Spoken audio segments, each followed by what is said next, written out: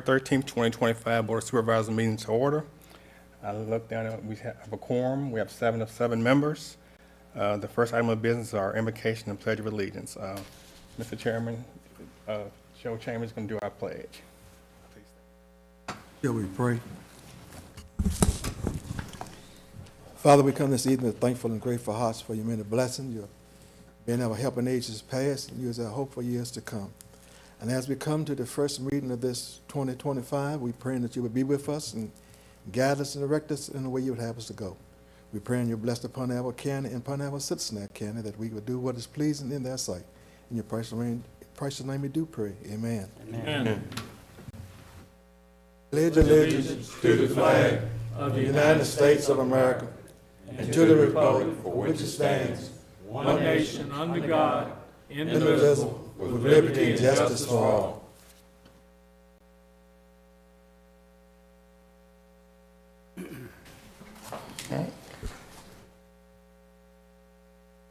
Thanks for everybody coming tonight, and this is our organizational meeting, the first meeting of the new year. So our first item of business for 25 is the establishment of a chairman, a board chairman. The rotations called for Supervisor Davis to be chairman. So I'm taking what action you guys want to take from the floor of that as well. Carl, I have something to say on that, if it would be okay. I would like to thank my fellow board members for having the confidence in me to be the next chairman, but unfortunately, I feel that I will not be able to be effective as I would like to be in my current work schedule.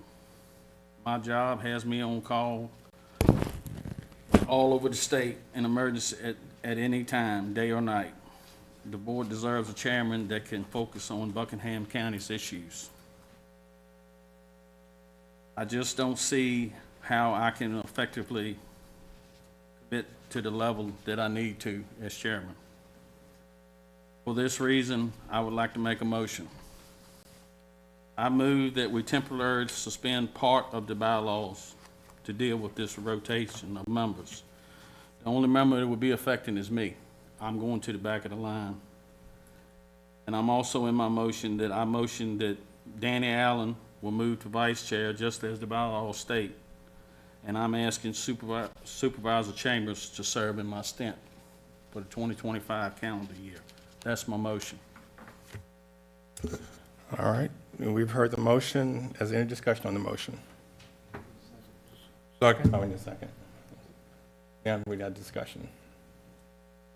I passed out a thing here that is where we amended the bylaws last year.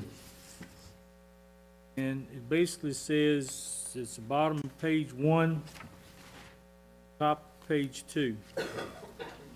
And just summarizing, it said, on a rotation basis, should the chair or vice chair or the individual who is scheduled to be the chair or vice chair die, resign, or not want to sit in the appropriate chair, then that district represented by that member will move down the list to the end of the rotation, and the elected member from the next district in the rotation shall serve. Commencing with the organizational meeting held on January 2016, the following rotation was established based on the members in office as of January 2016, updated 2023, and then updated January 2024, when we updated it last year. So last year, for 2024, chairman was District 6, vice chairman was District number 1. This year, District number 1 is offered the chairman's spot, and then vice chairman would be 7. But it says if the chairman does not want to sit in that chair, then the district represented by that member will move down, and the elected member from the next district in the rotation shall serve, which would mean that would go to District 7. That's what we voted on last year. But we also suspended last year because we had new board members come on, and we didn't want to throw y'all in positions that you didn't know anything about. So we've done it before. We've done it last year. I'm not asking anybody to be punished. I'm just stepping back to the back of the line. My question is, I thought last year when we did this, and we amended the bylaws that was to make it fair for everybody, so everybody would get a chance to serve, either as vice chair or as chairman. Of course, the vice chair serves on the planning commission. So, in all fairness to the rest of the board members, I think we need to stick to the rotation. And like I said, I don't have any animosity against anybody else on the board, but otherwise, if we go back to electing members, it'll be back to a popularity contest as it was before. I'm not, no disrespect to anybody that served. I think Mr. Davis did a fine job on the planning commission. I know Danny was on the planning commission for about 8 or 9 years. You did a good job. It's nothing to do with the job. But if we're gonna be fair to, some of the board members will never get to serve on the planning commission unless they run for re-election. So, in fairness to all the districts, so that each district would have a representative on the planning commission, I feel like we need to stick with the rotation that we voted on last year. Otherwise, every year, we're just gonna vote to change it every time? I mean, District 2 understands that I'm the one that actually made the recommendation last year to have the motion. As far as I'm concerned from District 2, I don't mind moving myself out of the rotation of anything to see that the positiveness of the board moves forward. I think, Mr. Chambers, you've done a great job on the board. You probably have got a lot more time to serve in District 2. And I think you do a great job, and I have no problem with you going back again this year as the chair. Matter of fact, you do a better job than probably District 2 would at any time. I understand what they're talking about the order. As far as I'm concerned with Mr. Chambers, I have no problem with Mr. Chambers being back on the chairman. And as far as me moving about any position from District 2 to the vice chair to the chairman, all I want to do is serve my district. And I do that to the best of my ability of every way I can every day. I don't know if any other board members have any input on it or not. well, to clarify my statement, I have absolutely nothing against Mr. Chambers or the way Mr. No, I Chambers has understand that. conducted himself as chairman. I think he does an excellent job. But what I'm saying is, we all had a discussion and we voted on it last year to be fair to everybody on the board, to do it that way. So I'm just voicing my opinion. If y'all want to put it to a vote and change it again, that's fine with me. But what I'm saying is that some people would like to serve on the planning commission and see what, get a little taste of it. It's a learning experience for everybody, but I feel like if each district is going to get some representation from the planning commission, then it needs to stay on the rotation. One person, and I'm nothing against you, Danny, but one person staying on it all the time, is that fair and equal representation, or am I looking at it wrong? I also want to clarify that I wasn't bringing up anything about anybody serving in any position or should serve or who should stay or who should be moved. I was just stating the facts that I just read exactly what was on this paper, what we voted on last year. Again, if the majority wants to change it, then we can change it again this year like we did last year.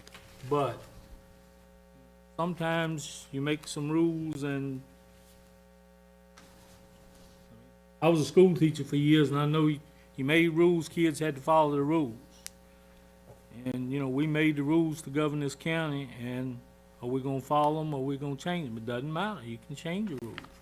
But I just stated what was in here. That's my part of the discussion. If y'all wanna make a motion, put it to a vote, it's fine with me. I think the rotation On the system floor. has Go ahead, worked Herb. really good, because when I first went on the board, everybody on the board come to me and wanted me to vote for them for chairman, and I didn't do nothing but start a conflict to start with. Well, And the rotation system has worked fairly good, and really good is the way I look at it. It gives everybody a chance to do something. And there is a I suggest we go back to the rotation.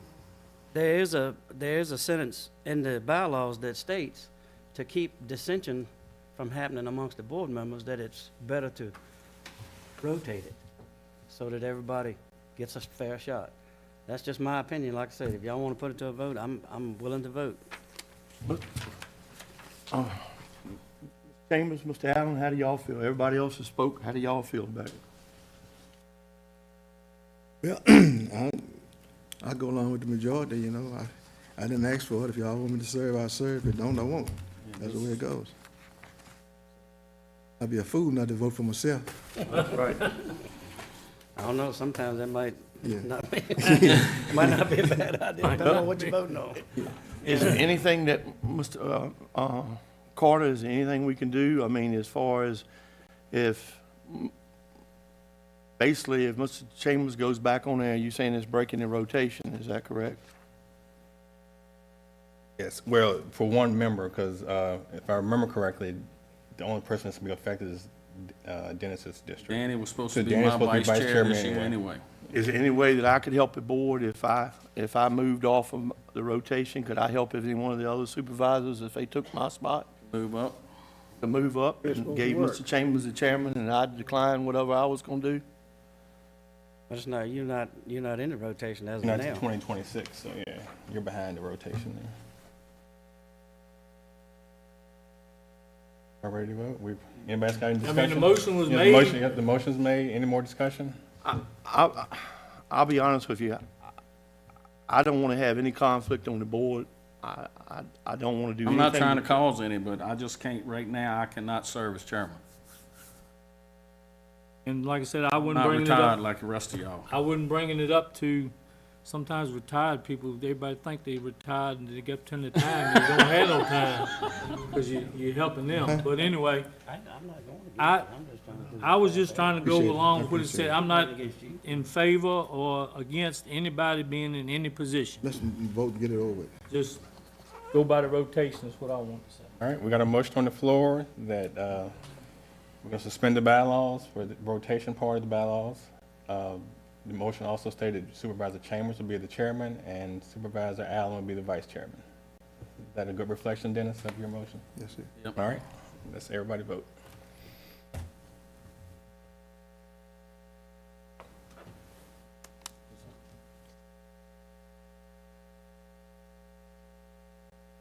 Four to three.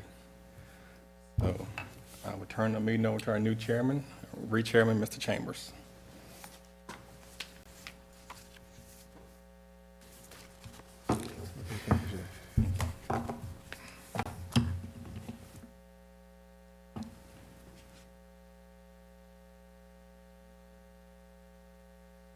Motion for the chairman. You already, that was in the same motion for the vice chair? Yeah. I don't want to.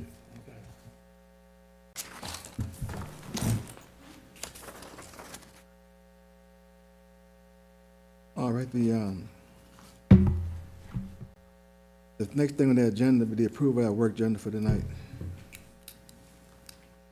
So move, Mr. Chairman. Second. The motion is second that our work agenda be approved. Are there any questions? All in favor?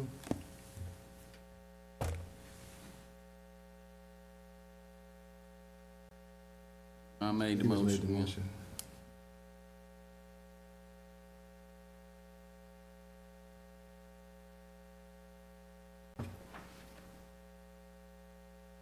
Seven yes.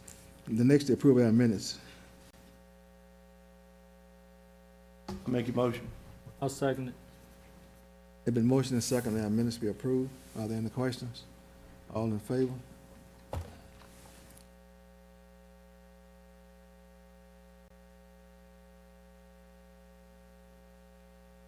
Yeah. Seven yes. The next is our claims, approval of our claims. So move. The motion is second that our claims be approved. Are there any questions? All in favor?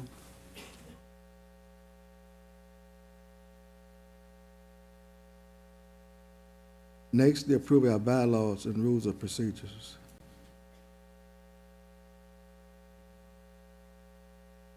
Move. The motion is second that our bylaws be approved.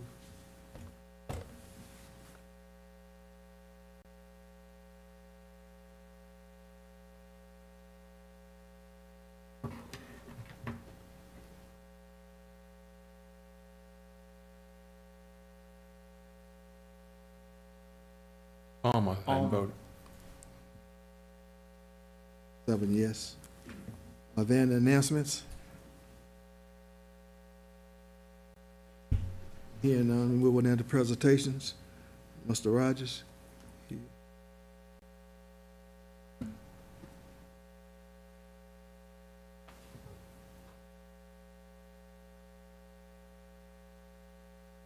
Good evening, gentlemen. My name is Kenneth Rogers. Thank you for allowing us to speak here this evening. I work for a company named Southeast Rural Community Assistance Project. We've done quite a few projects in the Buckingham County before, and today I'm here with a couple of my co-workers, Roger Flincham back here with me, and on the back row is Heather Tabler, and we're rural housing specialists. We help low to moderate income homeowners with repairs and renovations to their home. The company I work for, Southeast Rural Community Assistance Project, I've given you a brochure of some of the programs that we have. We work with water, wastewater, housing, and anything like that that you may have going on in the county. Please contact us if you have problems or issues like that. We'd like to be able to help you with that. I work with the housing department, and we work strictly with housing-related issues. And we have a program that we work with called Indoor Plumbing and Rehabilitation, and it is funded by DHCD, the Department of Housing and Community Development out of Richmond, and it's designed for low to moderate income homeowners who have no indoor bathroom, failed septic system, and no potable water. And we are here today because we have a large list of clients in Buckingham County who currently are on that waiting list to either get an indoor bathroom, a failed septic system repaired, or a well drilled for them. And because of that large number of clients, it's difficult for us to provide services for them with the money that DHCD provides to us currently. We could provide the services, but it would be only like 2 houses a year or even longer. So what we're endeavoring to do today is to introduce you to the Community Development Block Grant. I don't know if many of you are familiar with that, but it's a program also administered by DHCD, Department of Housing and Community Development. And it's also designed for low and moderate income homeowners, but what we would do then, we would put a group of houses together, and we could do as many as 10 to 12 houses with each one of the CDBG's programs that we would put together. It would be a great program that we could get more houses taken care of and satisfied in a 2-year time period, as opposed to only doing 2 or 4 houses in a 2-year time period. And so we are here today to try to explain that what we can do to the county and ask for your support in doing that. The plan would, to do the community development block grant, we would have to start off with getting a planning grant, and from the planning grant, we would move over to a submission for a construction improvement grant. These grants would be in the amount of like $1.2 million to do a certain number of houses and perhaps other infrastructure areas that the house may need. We are endeavoring to ask you guys to help us with this because I read in the comprehensive plan where you guys are looking to provide more housing in the area. And on page, this is the old comprehensive plan that I pulled up online, but I noticed that you were looking to do an inventory of the housing stock within the county to determine housing needs. Consider using state and federal housing programs to meet Buckingham County's low and moderate income residents' housing needs, and consider participation in the Department of Housing and Community Development and Virginia Housing Development Authority's public-private partnership programs to develop affordable housing opportunities for low and moderate income individuals. Because we're currently doing this with our IPR program for individual homes, we're here to ask if your support, if you'd like to work with us to do this program for a larger group for a community development block grant. One of the brochures that I gave you is for a community development block grant we're currently doing in Floyd County. It's called a scattered site program, where typically the community development block grants would restrict you to one street or a certain target area. With this new scattered site program, would cover the whole county. And once we were able to do the first 10 or 12 houses, we could put another submission in to do another 10 or 12 houses all around the county. And so what we're here today for is, for us to proceed, we have to find out if the Board of Supervisors are in support of doing something like this. So, are there any questions for me or anything I need to explain further? Any board member have a question for Mr. Rogers? So you don't need monetary support, you just need the county to, as a commitment to do it. Correct. The program is self-supported with finances. It will take care of everything that needs to be done. we will have to put together a package to show exactly where those funds will be coming from DHCD or from other funding sources. Oftentimes when we do these projects, we'll bring funding from different places. DHCD has a lead hazard reduction program. We have other programs at our office called Essential and Critical Needs. And what we do, we find out what the project will cost, and then we find out how to get the money together to take care of that project. And all we would need from the Board of Supervisors to say, yes, we'd like to be involved with the program, because when the program is put together, it's actually something that the county will be responsible for with DHCD, Department of Housing and Community Development. What we would do, we would be the administrators for the grant side of it and the rehab specialists to do the design and to do the work for the houses to determine what the cost would be, hire the contractors and get those things in. What the board and the county would be obligated to was just to make sure they sign off on the documents to make sure that we are doing what's properly done there and that you're okay with that. DHCD likes to make sure that these programs are also done according to what the residents would like. Even if the board decides they want to do it, if we can't find enough support from the residents in the area, they still will not provide the funding, because they want to make sure it's something that the locality or the people, the residents in that area really want, as opposed to just what the Board of Supervisors want. So we would help you put all those things together to make sure that you had people in the area that really wanted the program, and that you guys would just say that, yes, we'd like to be involved with this program, and we will work with the county administrator and the community development directors to make sure the program goes through smoothly. How does somebody apply for this? So there's several steps in the program. First of all, we would have to put together a letter of intent for DHCD to say, yes, we'd like to put together a community development block grant for this program. And they would give us what we call a planning grant.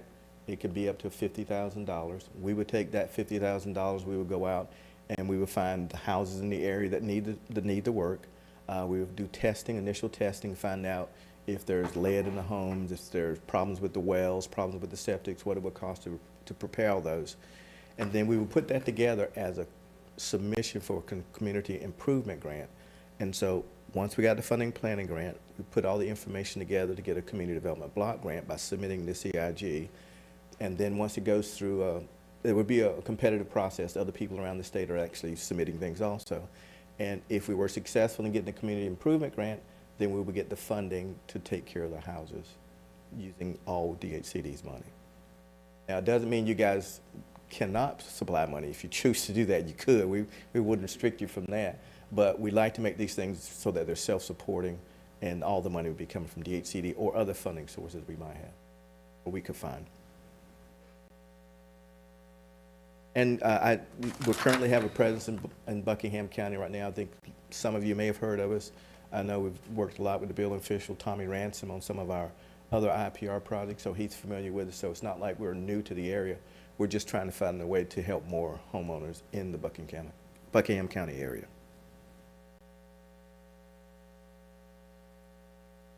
Now, I'd also like to say too, oftentimes when we talk about community development block grants, people are a little concerned and think, oh, you're going to put up a multifamily project here. It's going to be all this types of houses.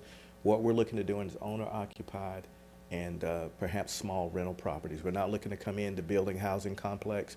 We're taking the existing housing structures, existing housing, and to repair and renovate those so that people can stay in their homes. You utilize local contractors for that? Try to use local contractors as much as possible.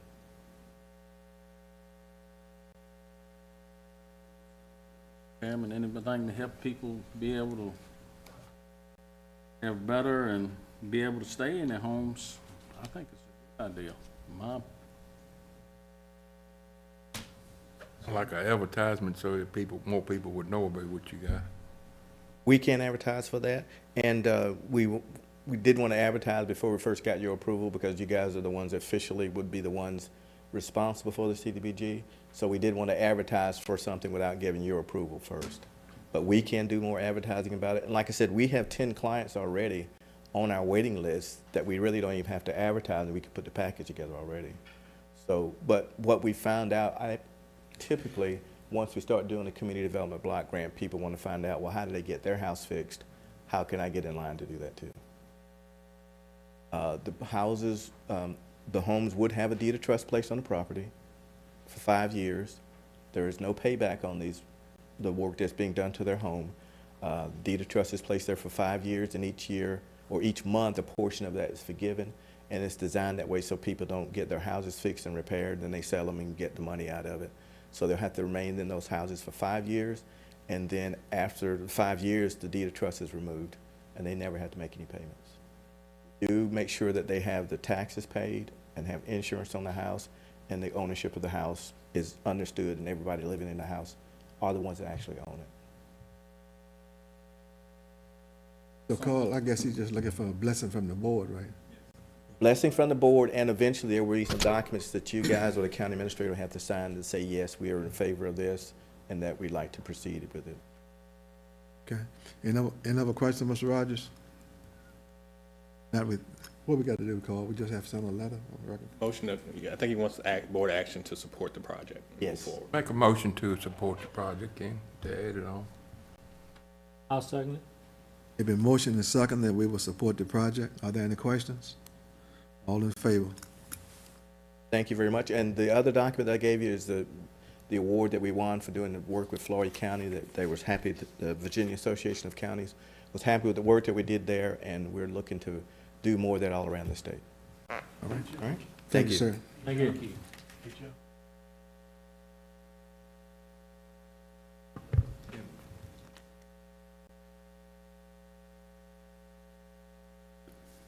Next, we move down to public comments. We have 5 signed up. Each one got 3 minutes to speak. What's the first one, Miss? Sherelle Salisbury from District 6. And Marie Flowers will be next.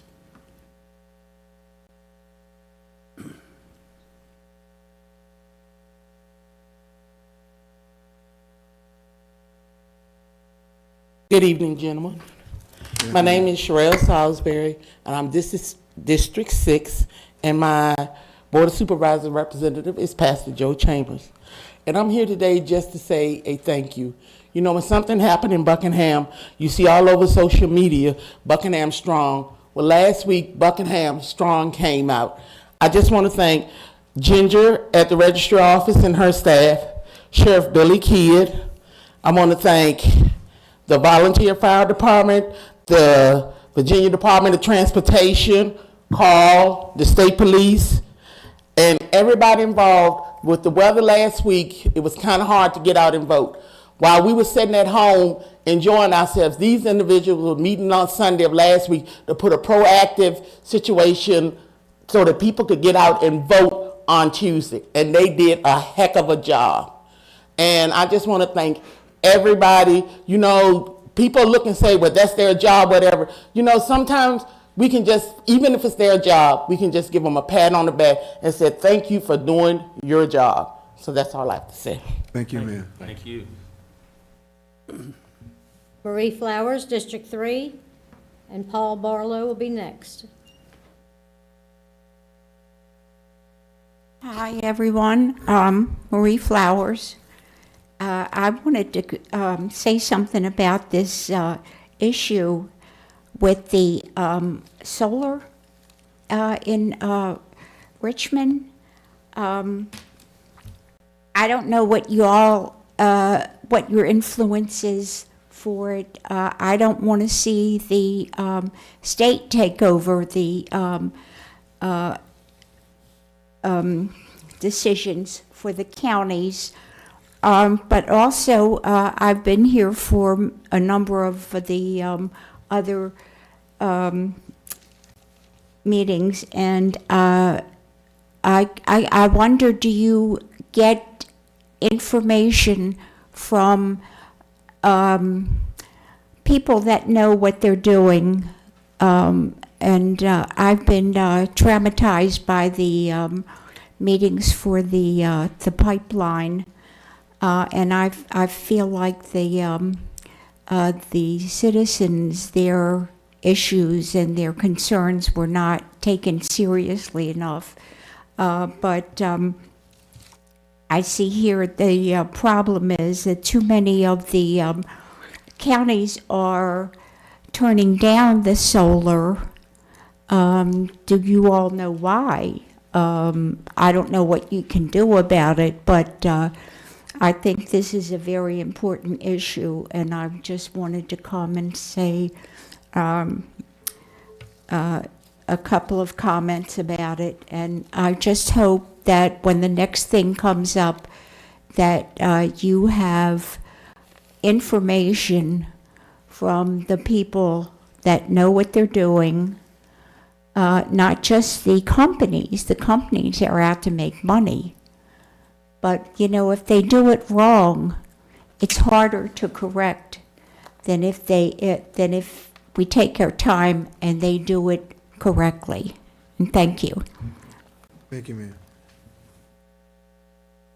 Paul Barlow, District 5, and Donnie Dorier will be next.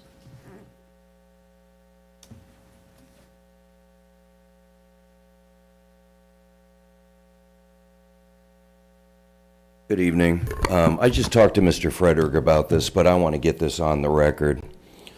As we know, the snow came in last Monday and left us with quite a bit of accumulation. The road plows are out in a timely fashion, as always, clearing the main arteries of the county. However, as the snow plows passed Pond Road numerous times, not one chose to turn down our road and plow it. Later that evening, a smaller farm tractor did come down the road and only cut some young pines bending towards the roadway. But once again, VDOT did not dispatch a proper road clearing plow to State Route 738. The residents were left to fend for themselves, using only high clearance vehicles to navigate the slippery conditions and deep ruts. Upon calling the 800 number for VDOT Tuesday afternoon, I was informed that every state-maintained road would indeed be plowed within 48 hours, and no weather-related road work requests would be taken at that time. By Wednesday, it was obvious that no snowplow would be coming down our road within that 48-hour time span. I once again called and convinced a nice dispatcher to create a work order requesting a snowplow and ice treatment, because by now the packed down snow had turned into a sheet of ice after 3 days. That evening, the same farm tractor came and merely smoothed out some rough spots, but still no proper snowplow had been sent. By Thursday morning, sand had been spread on the entire 1.8-mile road over the ice. On Saturday, we finally saw a proper snowplow come down our road, but the best they could do was merely scrape the ice that had been packed down. They finally came back today and applied dirt to the road. Because of these delays in plowing the road, mail service was interrupted. UPS hasn't been down our road for a week, citing delivery driver safety concerns. We have been awaiting 2 packages ourselves that should have been delivered 1 week ago. What if vital medicine deliveries were disrupted by this situation? What is it going to take to break this cycle and just have the snow plows turn down our road when they are in the immediate vicinity? Pond Road is the only state road that intersects the entire length of Patty Road, so we don't understand why we keep getting bypassed. Thank you. Donnie Dorier, District 6, and David Ball will be next. Don, Scottsville, Virginia. Good evening. Good evening, sir. and Happy New Year. I want to talk a little bit about last month. Last month, Apex representative came before y'all and submitted a letter to Mr. Carter, which came in a package to y'all, that stated they wanted to extend their Rosner Creek solar project. And they, in that letter, it was put on the agenda. Now, when the agenda came out, and it came up last month, that was voted on. It was a motion made, a motion second, and it was unanimous. But that letter, if you remember, it was in y'all's package, and I hope y'all read that letter. 3 times, not 1 time, not 2 times, but 3 times, they used a Virginia code. That Virginia code was 15.2-2209.1, semicolon 2. That should ring a bell to y'all. If we back up and y'all pass that under those conditions, and what that code did was that code gave y'all the authority to pass that resolution, which y'all did. That was fine. Let's back up to March. In March, you had an Apex representative again who came before y'all, submitted a letter, and wanted an extension for Riverstone. But now when Riverstone came up, an hour and 40 minutes before the meeting, an Apex lawyer sent a letter to Mr. Wright stating that there was a code that took away y'all's right and you didn't have to make a vote on it. I came back in April.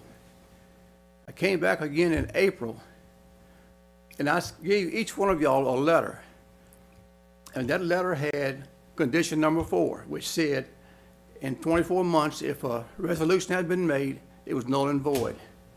And it also stated that 15.2-2209.1 semicolon 2 was the right one to go by. So right now, you know, if that's the right code, y'all voted on it last month, and you gave them permission to do it. But now you're saying, hey, we got the wrong code. It's not the wrong code. The wrong code was the one that the Apex lawyer gave you. So by saying that, right now you have not extended their SUP. So that SUP is null and void. That SUP is null and void. So the question is, what are you going to do? What are you going to do with that SUP? They're working with no SUP. Thank you. Thank you, sir. David Ball, District 3. That will be all.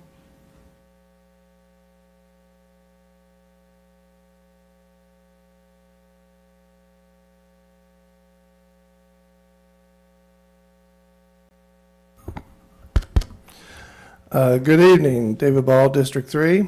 Happy New Year to all of you, and I hope we have a very productive year. First off, this is kind of for the for the VDOT, but there have been a lot of trees and still are a lot of trees that are on or in the right-of-way and consistently falling. And I know many of our good citizens are the ones that come along and take care of those. So, you know, we'd like to see more done to sort of remove these dead trees that are, or leaning trees that are severely leaning into the right-of-way so that they don't pose a risk or hazard to the citizens of this county.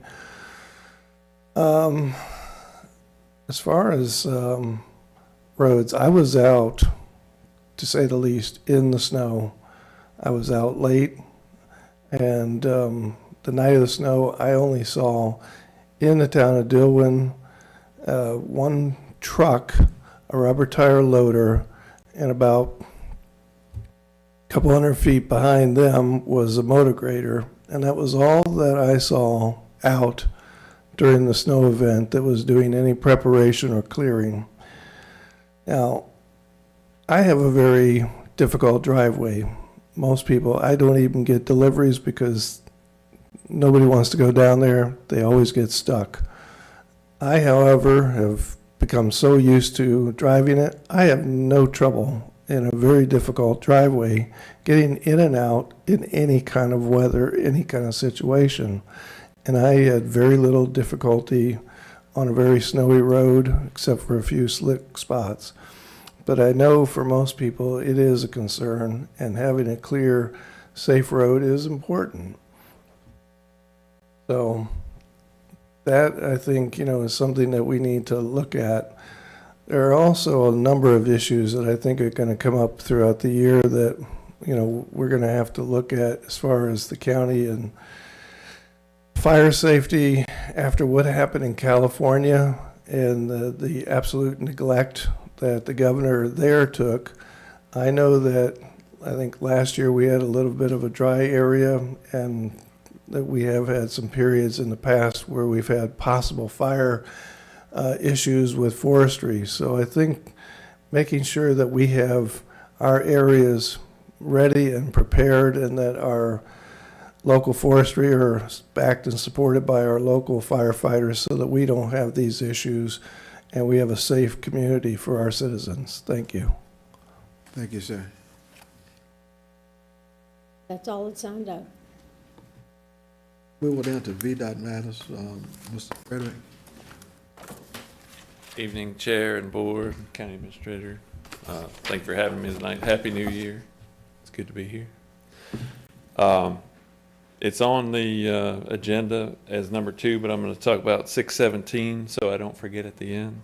Mr. Allen, you made a motion and it was passed to restrict truck traffic, and I was telling you that night that, after you do that, we study it. So I've got it submitted and they're working on studying it. And then based on how that goes, we may need to do a public hearing for it and we may not. So they were telling me the different options that once you study a road for restricting trucks, it could have. So just keeping you updated on that. If we need to do a public hearing, we'll use the study that they're doing now in that and then find out what the public wants.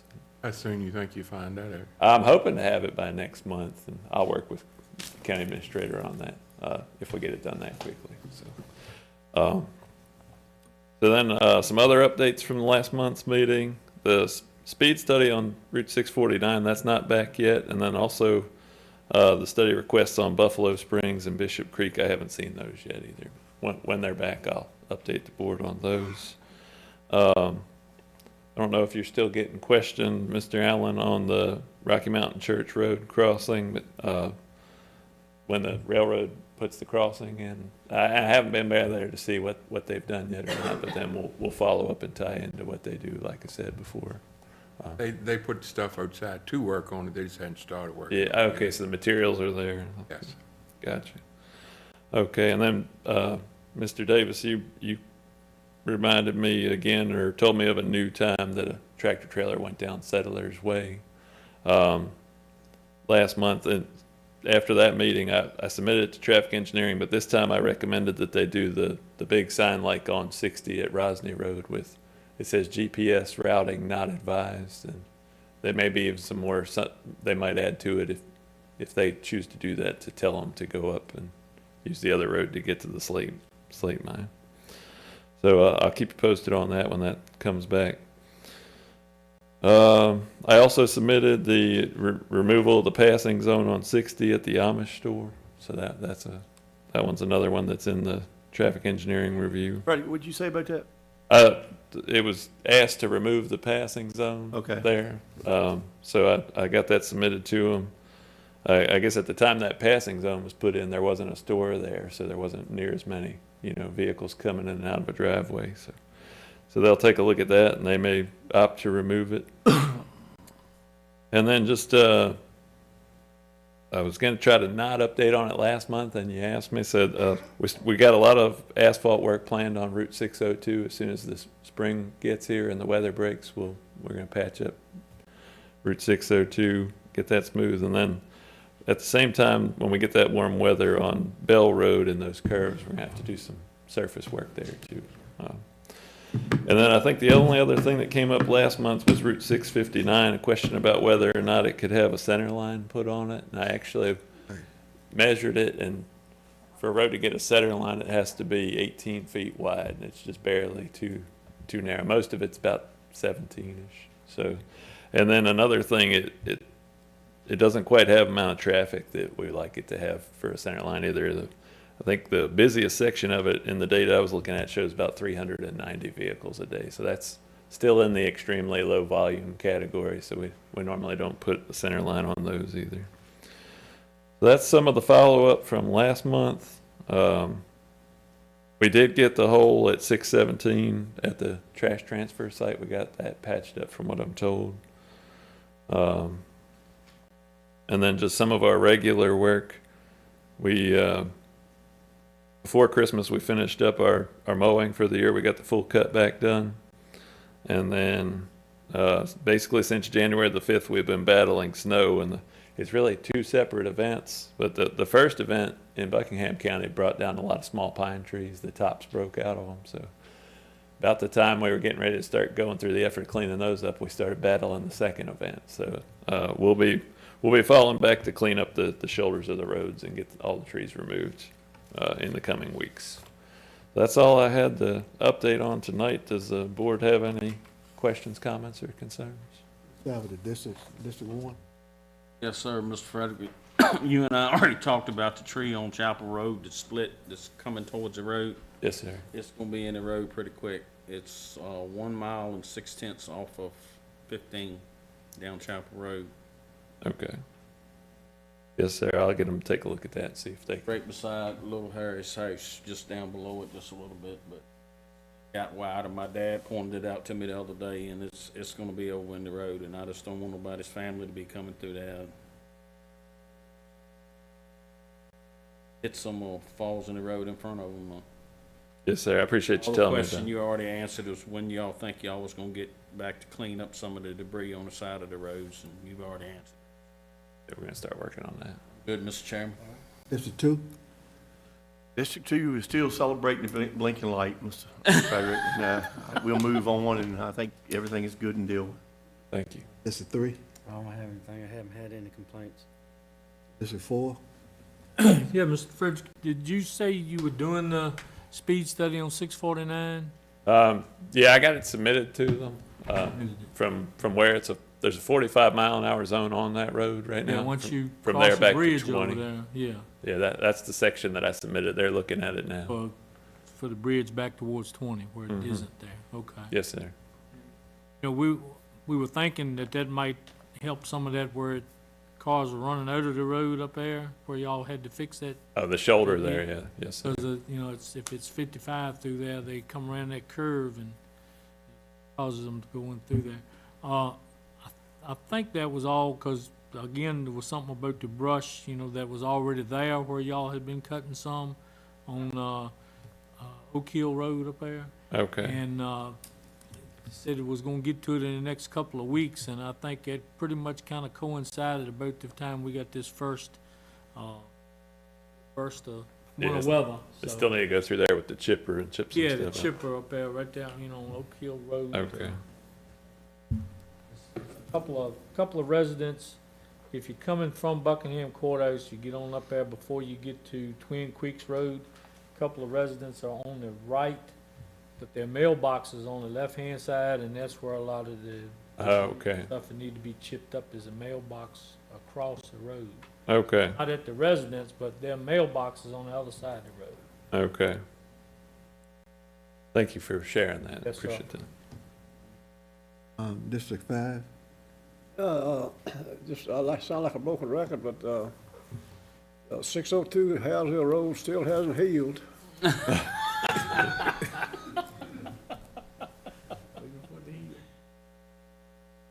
Yeah, we got that works plans there. We need the warm weather now. We struggled with that on Back Mountain Road about 2 years ago, and we went in there and patched it all out. We got to do the same thing up there in Howardsville. All right, District 6, thank you, Mr. Frederick, for checking on that 659. Yes, You said sir. it's not wide enough, it's supposed to be 18 foot and only 17 foot. Yeah. You said not but 390 vehicles a day on it. That's the traffic count that I looked at. It's broken sections, and that's the highest volume. It drops from there down into the hundreds. So, Thank you. The other complaints I received on Pan Pond Road, Mr. Dahl, you may can help me. What is the number of that road? Is it 669 or 20 north? that's where we did the rural rustic a few years ago. When you turn on the Pan Pond Road, it's a deep gully right there. And it's real narrow, and people are running there. If you meet a vehicle coming facing, you don't have enough room there. So, I think you can do the same thing you done at Mr.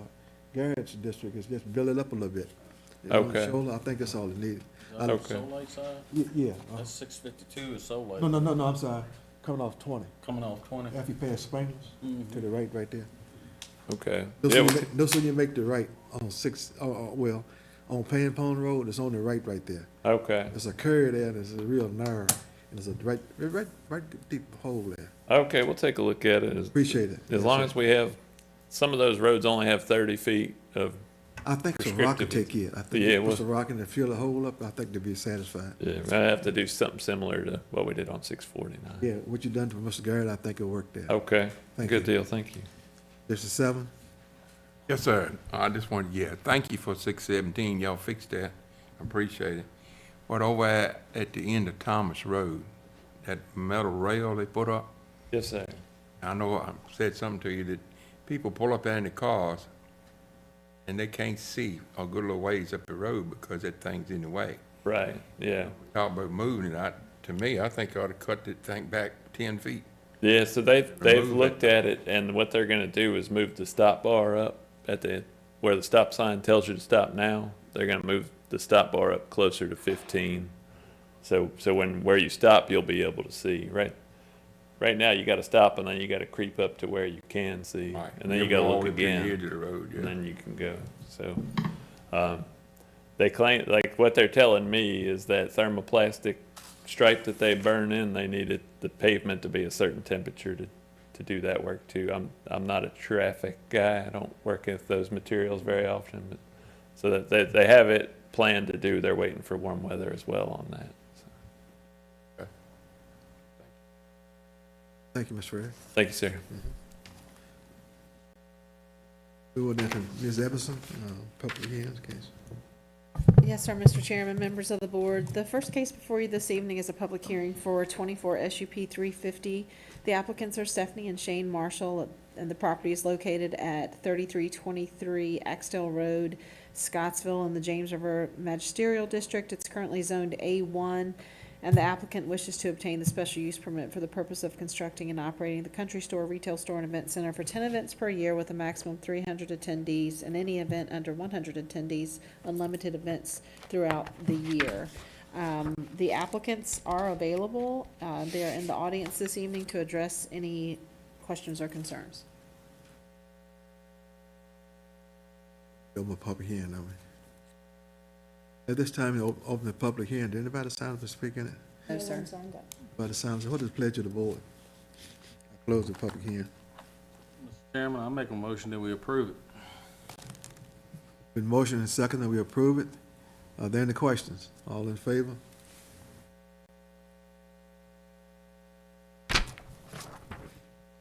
Seven yes. All right, thank you. Ms. Everson?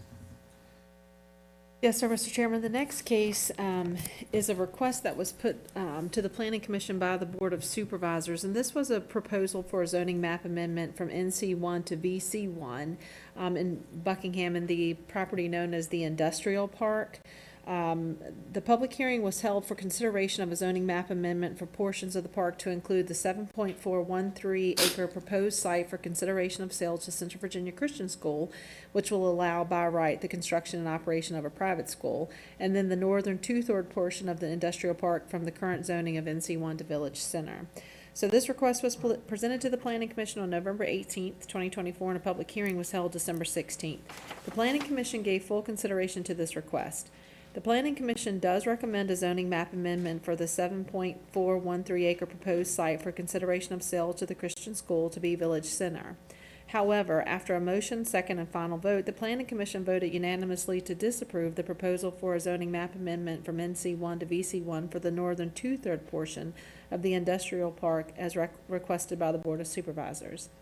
The Planning Commission further recommends to the Board of Supervisors to make appointments to the Economic Development Committee, allow for a study through December 2025, concentrating on potential marketing strategies for the industrial park utilizing the existing zoning of neighborhood commercial.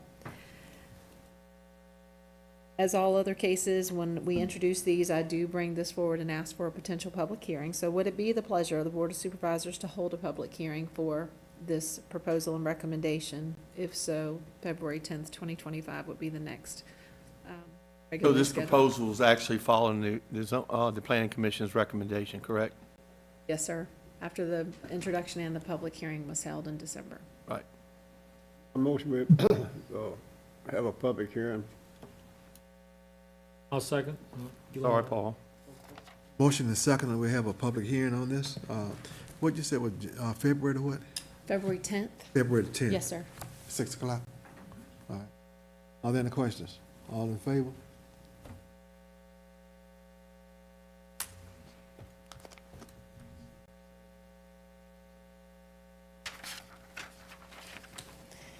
All right, the next case before you is an introduction for 24 SUP 351. Our applicant this evening is Deborah Blake at 1467 Hunley Branch Road, Scottsville.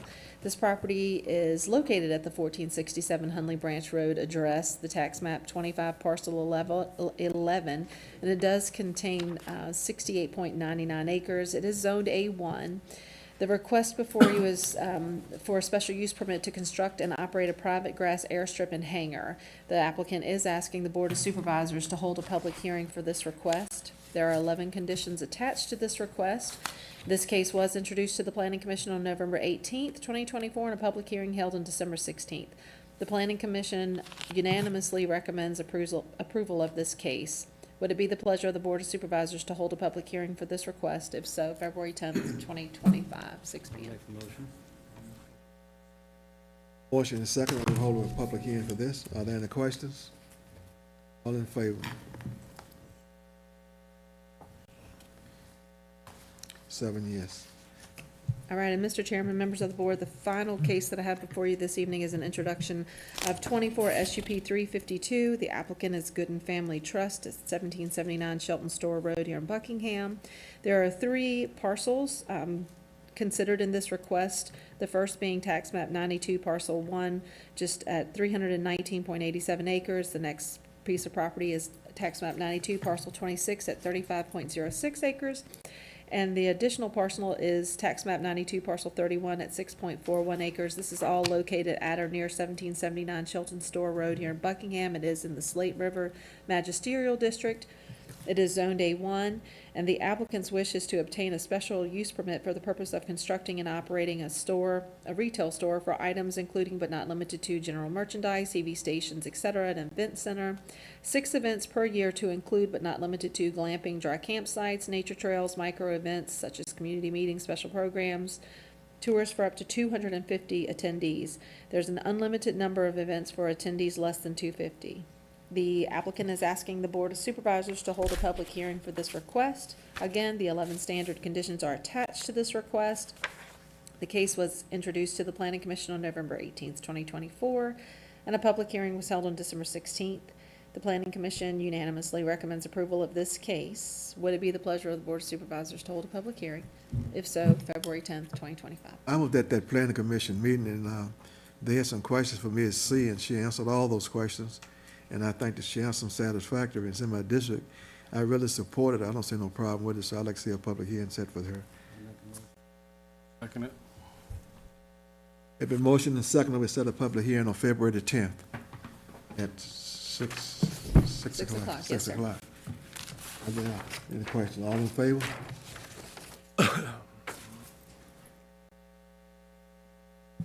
7 yes. Okay, thank you. Thank you, sir. That's all then. All right. Let's go down to Department of Agent Reports and items for considerations. Consider approval of templates for the discommission of the agreement of the Summit Ridge Energy on the NCN and the Larry Davis property, and authorize the county administrator, the chairman, to sign and found that draft. What is the pledge of the board? Ms. Connie? Sir, Mr. Chairman, in your packet tonight, you showed an example or sample of a decommissioning agreement.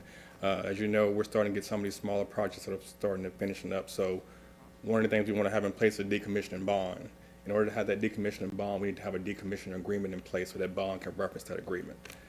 In your packet tonight, you have a memo from County Attorney Wright to me stating those things that are in that project, in that decommissioning agreement. Give you a little history on that project. We picked a third party to review that decommissioning agreement.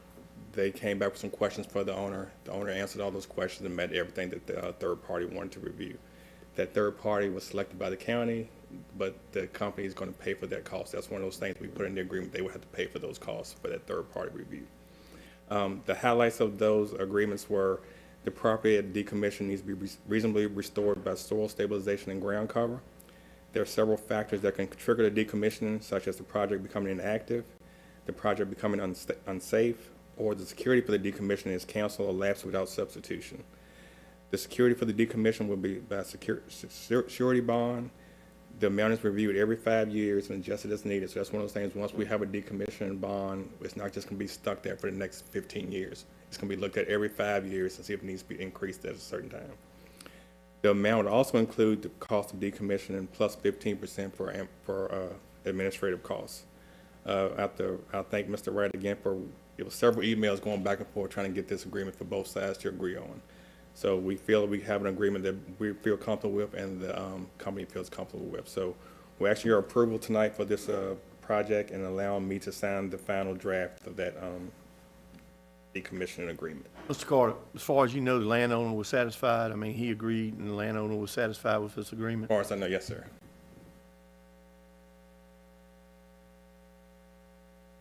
Pleasure of the board. Make a motion, we approve. Second. I'll second it, Mr. Chairman. It's been motion and second that we approve this. Are there any questions? All in favor?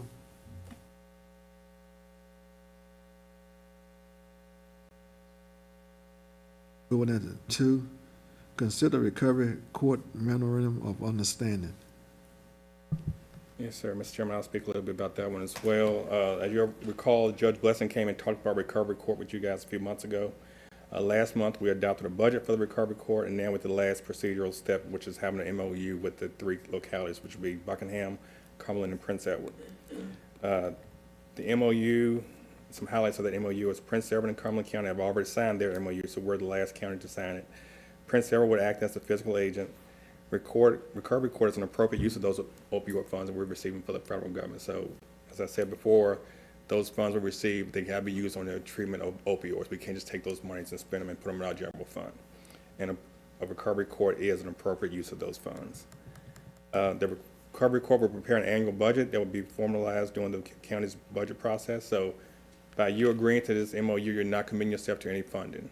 They will have to submit a budget request like every other agency, and you guys can act on it at that time when you do your budget. So if at some point those opioid funds run dry and we don't have any money, you can at budget time say we choose not to fund this. So it's not binding you in any way. The funding for this opioid recovery court will be based on the number of participants from each locality, and they're saying that the initial cost setup, they will have 2 participants from each locality, which will give a total of 6.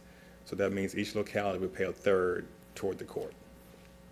Actually, you consider this MOU, and we can get this signed, and then we already adopted a budget for it, but you will start to see that project come to fruition once they hire a coordinator to set up the project.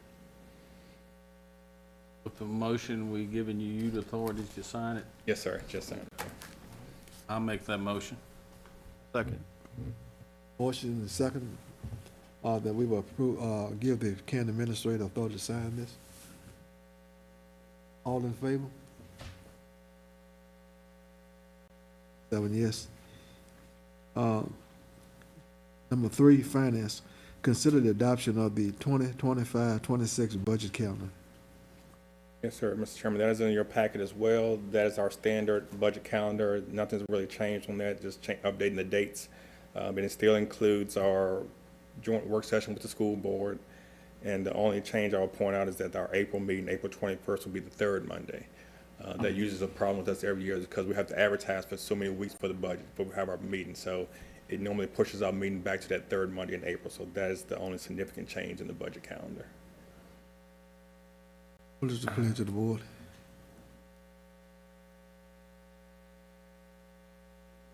Chairman? Second. Move and second, and are there any questions on the motion? Then all in favor? Sheriff Kidd? 7 yes.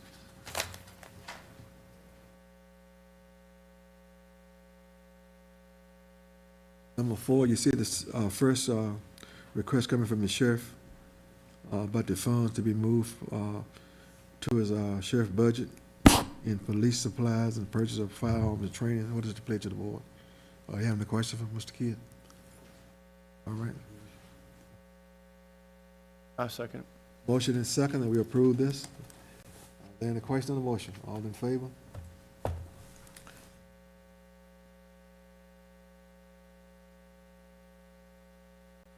Seven yes. The second one, number 5, to consider the appropriation of the heat equipment reimbursement program through the Virginia State Police to move $12,500 from 3100-23020-3 sheriff grants to 31200-6008 vehicle equipment supplies to purchase cars, cameras will be built in the license plate readers. What is the pledge of the board? Move. Second. The motion is second. All in favor?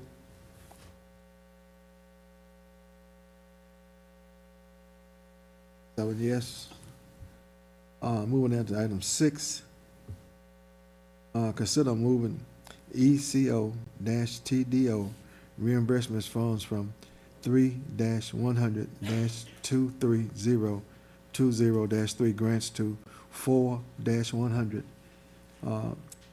31200-1200 overtime salaries and wages in the amount of $987.78 to be paid to the full-time deputies for the hours worked, and $3,252.39 be moved to -4.100-31200-1300 part-time salaries and wages to pay hours worked and part-time deputies. What is the pledge of the board? I'll second it, Mr. Gillum motion. After reading all that, Chairman, I think you need a raise on that. Yeah, I appreciate it. All in favor?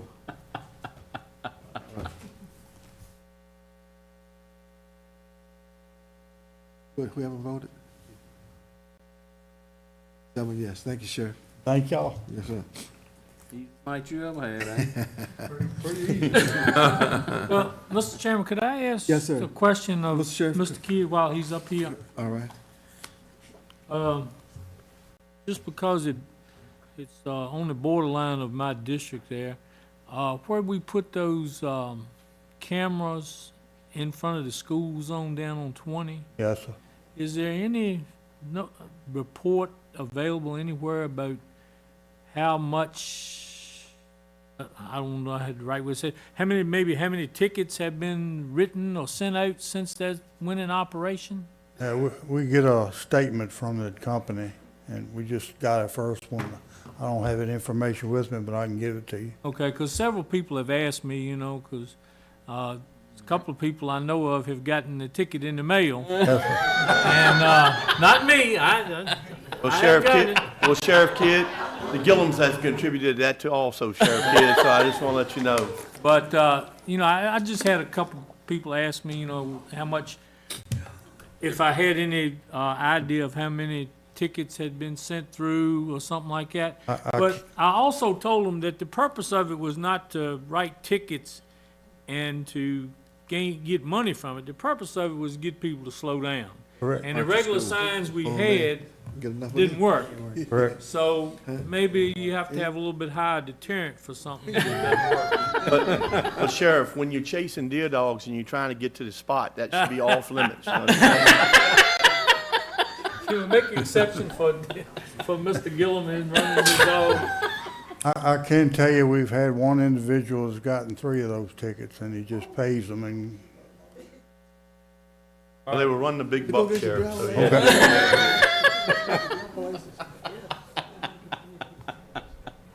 Leave it to Gillum. Thank you, Mr. Chairman, for that. Yes, sir. I think it got everybody lightened up a little bit, so. Mr. Davis?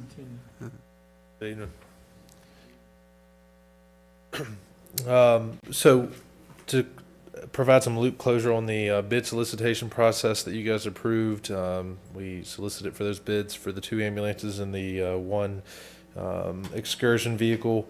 I just want to put on the record a typo that I made in my hasty typing of this during all the snow stuff. It's a 2001 Ford Excursion, not a 2011 that I put on this memo to you guys. But anyways, we did receive 3 sealed bids.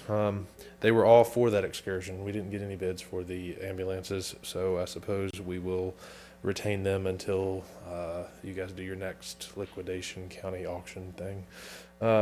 But the highest bidder was from a Commercial Bus and Vehicle LLC in the amount of $4,123. I was pretty happy with that.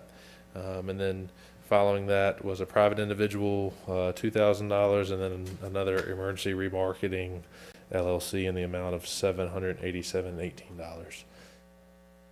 Asking your approval to release that excursion to that highest bidder. What's the pledge of the board? They cut it loose. I second it. Motion is second that we will let them go. Are there any questions? All in favor? All right, thank you, Mr. Davis. Thank you. Mr. Davis, while you're up here, Mr. Chairman, can Yes, sir. I- Yes, sir. Cody, I just want to give you all the props. We've had several accidents and calls down our way, and my uncle lost his wife the other night, but the squad was only seen in 3 minutes. Well, I'm sorry for your loss, but thank you.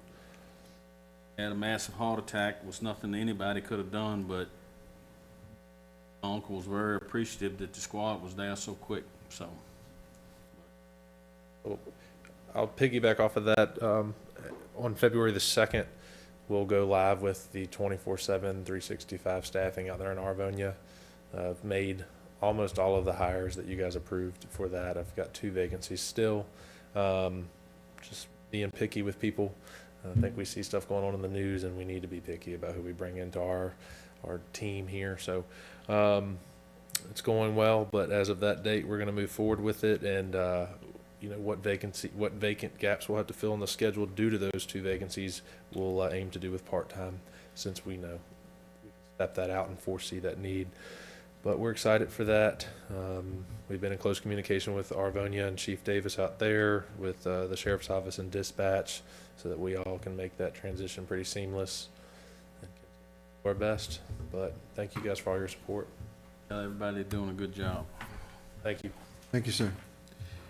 Item 8, Health Department. Consider request of Health Department for additional funding in the amount of $1,649 due to final budget. What is the request of the board, pledge of the board? Mr. Chairman, I'll speak a little bit about that. This is one of those casualties of the state not adopting their budget till later in the year last year.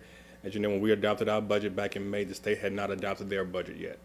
So once we got our budget request from the health department, they were just basing theirs on estimates.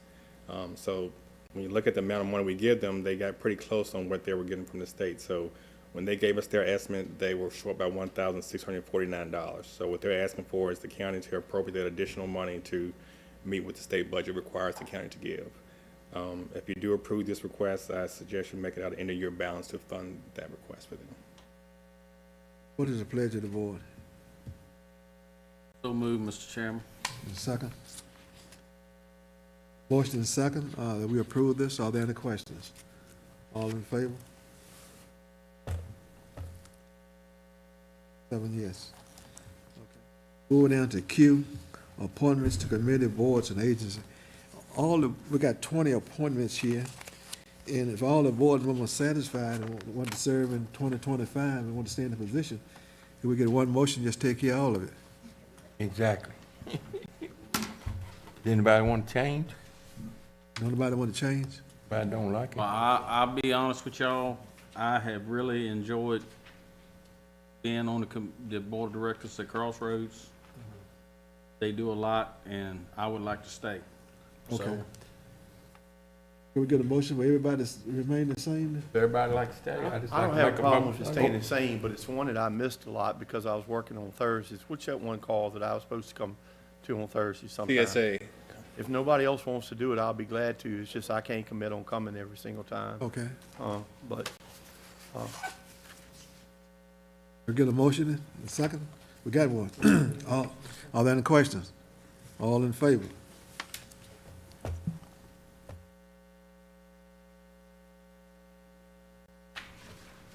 Seven yes, everybody remain the same. That's 1 through 20, right? 1 through 20, that's right.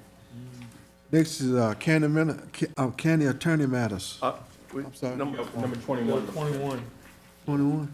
So, Mr. Chambers, 21 is considering the resignation of Jimmy O'Brien. Oh, okay. Jimmy came to me this past week and said due to some issues that he was gonna have to resign off the industrial authority. So do I need to make a motion that that happens first? or- Make a motion to accept his resignation. All right, I'd like to make a motion to let him accept his resignation. Okay. I'll second it. It's been motioned and seconded that we accept Mr. O'Brien's resignation. Are there any questions? All in favor? And on B, as far as for considering the appointment, I talked to Sandra Moss, and she said that she would be willing to serve if the board, at the board's pleasure, and I'd like to make a motion that Sandra Moss be put on the industrial authority. It's been motioned and seconded that Ms. Moss be put on the industrial authority. Are there any I'll questions? second it if there's nobody else. I got it. It's been motioned and seconded. Are there any questions? All in favor? Thank you, Mr. Gillum. Then we move on down to county attorney matters. No matters, all right. Mr. Carter? No matters of me as well, Mr. Chairman. Other board members? Hearing none, the meeting adjourned.